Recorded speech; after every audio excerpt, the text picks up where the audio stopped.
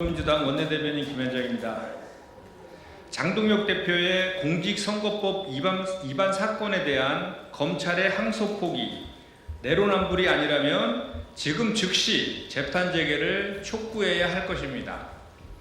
대장동 1심 항소 포기를 두고 검찰과 국민의힘이 이례적이라고 반발하고 있습니다.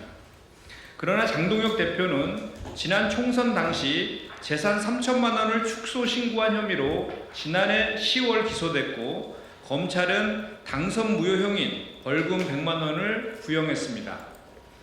이에 대해 1심 재판부는 이를 무죄로 판단했고 검찰은 이내 항소를 포기했습니다. 그 결정은 장 대표가 오늘날 국민의힘의 당대표로 활동하는데 사실상 면죄부가 되었습니다. 그런데 검찰은 죽었다며 비난하고 있는 검찰의 선택적 항소 포기는 한두 번이 아닙니다. 대장동 1심 항소 포기가 있기 불과 열흘 여전 국민의힘 박수영 의원의 공직선거법 위반 재판에서 검찰은 구형 벌금 150만 원보다 낮은 90만 원이 선고됐지만 항소를 포기했습니다.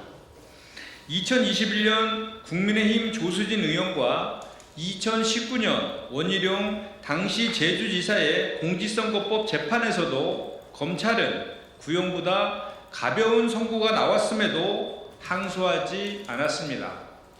검찰은 원희룡 지사 재판의 항소를 포기하면서 내부 기준에 선고형이 구형의 2분의 1에 미치지 않으면 항소를 제기하는데 그 이상이 나왔다며 선고 변경 가능성이 크지 않은 것으로 판단해 항소하지 않기로 결정했다라고 밝혔습니다.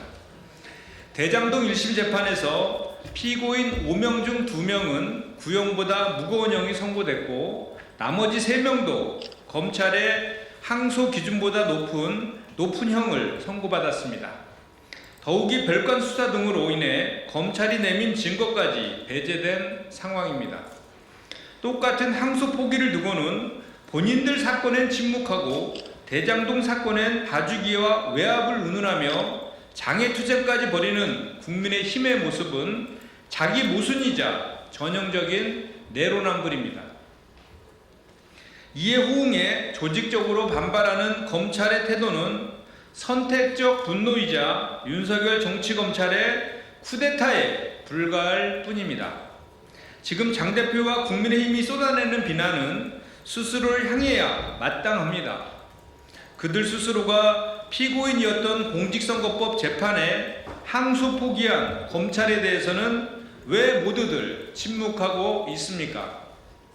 오늘 장동혁 대표는 검찰청 예규에 의하면 전부 무죄든 일부 무죄든 이유 무죄든 모든 무죄 판결에 대해서는 항소를 하도록 돼 있다고 목소리를 높였습니다.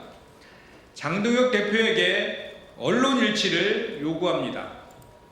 지금 바로 법원에 본인의 공직선거법 위반 사건에 대한 재판을 재개하라고 촉구하십시오.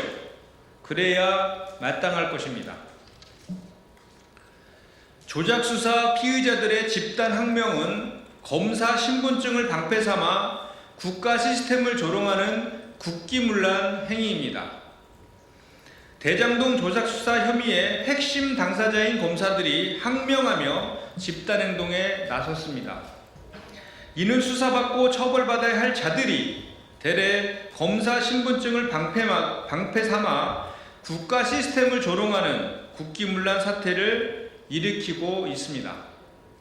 유동규 진술회유 및 조작 혐의로 피고인석에 서야 할 김영석 검사가 진실이 죽었다고 절규하고 정영학 엑스파일 증거조작 혐의로 수사받아야 할 홍상철 검사가 허위 증언을 운운합니다.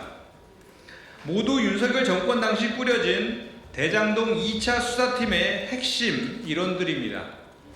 이들이 항소 제기가 만장일치였다고 주장하는 것 또한 1차 수사팀 정용환 부장검사가 1차 팀은 철저히 배제됐다고 직접 밝히면서 새빨간 거짓말이었음이 만천하에 드러났습니다.